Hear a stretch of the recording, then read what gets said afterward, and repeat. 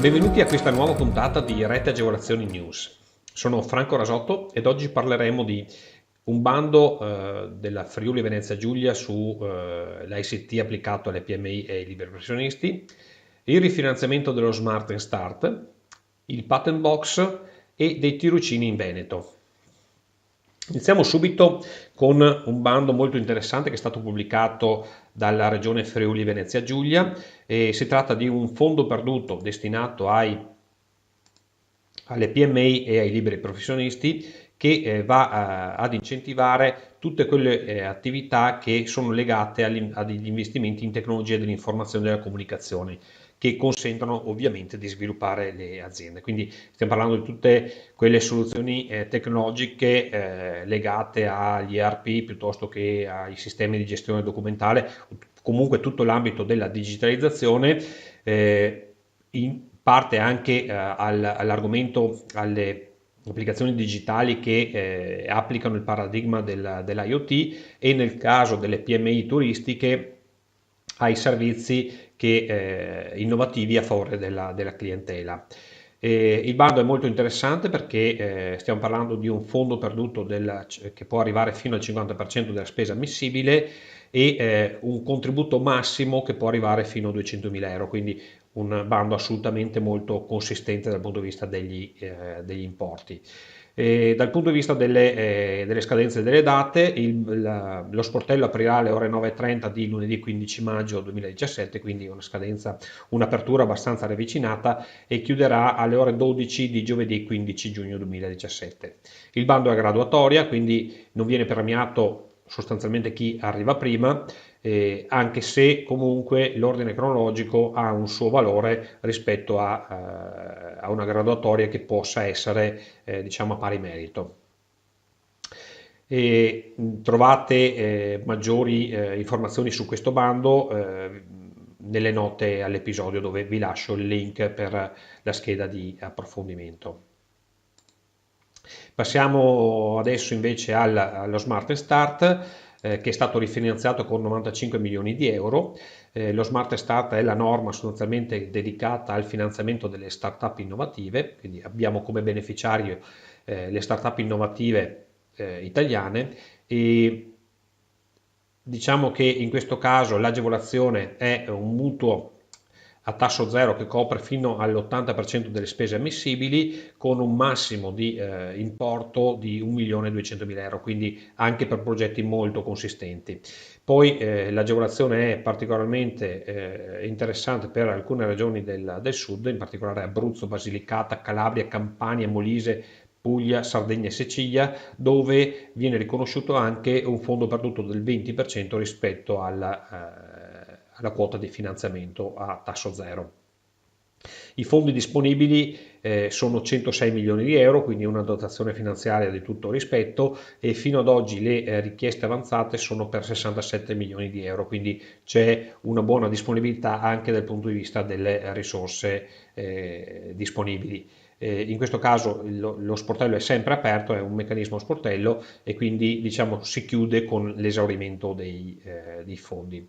Io invito sempre in questi casi a fare molta attenzione a questo tipo di bandi con agevolazione a tasso zero, perché molto spesso la tendenza è quella di sottovalutare rispetto ai fondi perduti, che ovviamente sono più interessanti, però tenete conto, vuol dire che anche questo tipo di agevolazione, soprattutto su importi molto consistenti, è decisamente significativa anche dal punto di vista finanziario, per non parlare poi della difficoltà di approvvigionamento di risorse economiche sui canali tradizionali, soprattutto per start-up innovative come queste.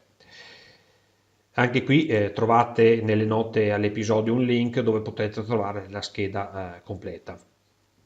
Passiamo al Patent Box. Il Patent Box è una norma molto interessante, introdotta qualche anno fa nella normativa italiana, che consente sostanzialmente una riduzione del 50% della base imponibile per alcuni redditi che derivano sostanzialmente da beni immateriali.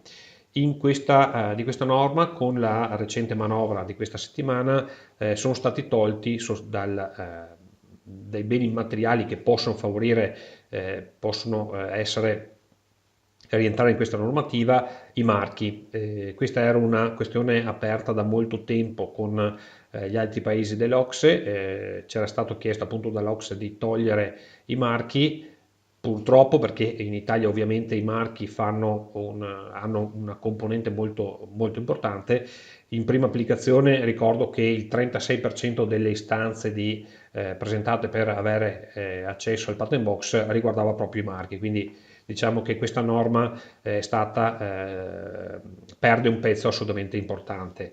Ricordiamo solo brevemente quali sono gli altri beni materiali che possono ancora usufruire di questa agevolazione, che è assolutamente molto importante, perché stiamo sostanzialmente parlando di una detassazione del 50% dei redditi che ne derivano da questi beni materiali, e quindi sono e rimangono il software protetto da copyright, i brevetti industriali e il know-how aziendale giuridicamente tutelabile. Quindi da questo punto di vista qua, diciamo che benché i marchi escano da questa agevolazione, occorre comunque tener conto, vuol dire che per altri aspetti vuol dire comunque c'è ancora la possibilità di recuperare.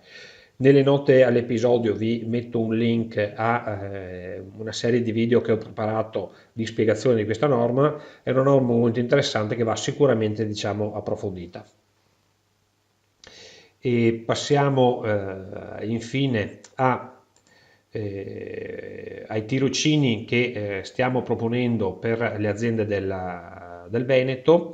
In questo caso si tratta di tirocini legati al web advertising.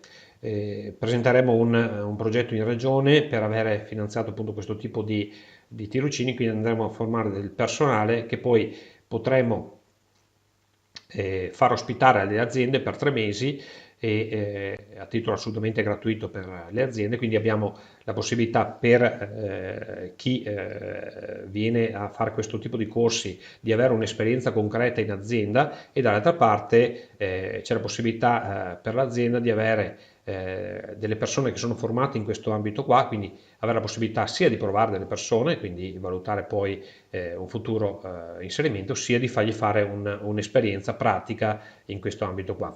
Ricordo, la durata del tirocinio in azienda è di 3 mesi. Anche qui per informazioni trovate il link nelle note all'episodio. Con questo per oggi è tutto.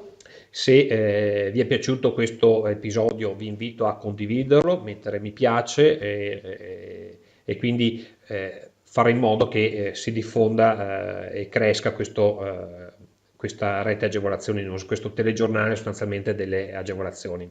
Se avete delle domande da porre o su questi argomenti o sull'ambito delle agevolazioni, vi prego di inserirle nelle note sotto l'episodio, quindi inviarmele direttamente qui sulle pagine principali. Vi ricordo che Rete Agevolazioni News è sia un video che trovate su Facebook, e quindi se volete seguirlo su Facebook vi invito ad iscrivervi alla pagina e al gruppo. Lo trovate su YouTube e lo trovate anche in uno dei formati che personalmente preferisco, che è il podcast. In questo caso vi invito a cercare su iTunes piuttosto che sulle piattaforme che utilizzate normalmente per ascoltare i podcast, Rete Agevolazioni News, e abbonarvi. L'abbonamento naturalmente è gratuito, quindi avete la comodità di essere aggiornati settimana dopo settimana di tutte le novità che escono nel mondo delle agevolazioni. E questo è Rete Agevolazioni News, io sono Franco Rasotto e vi do l'arrivederci alla prossima puntata.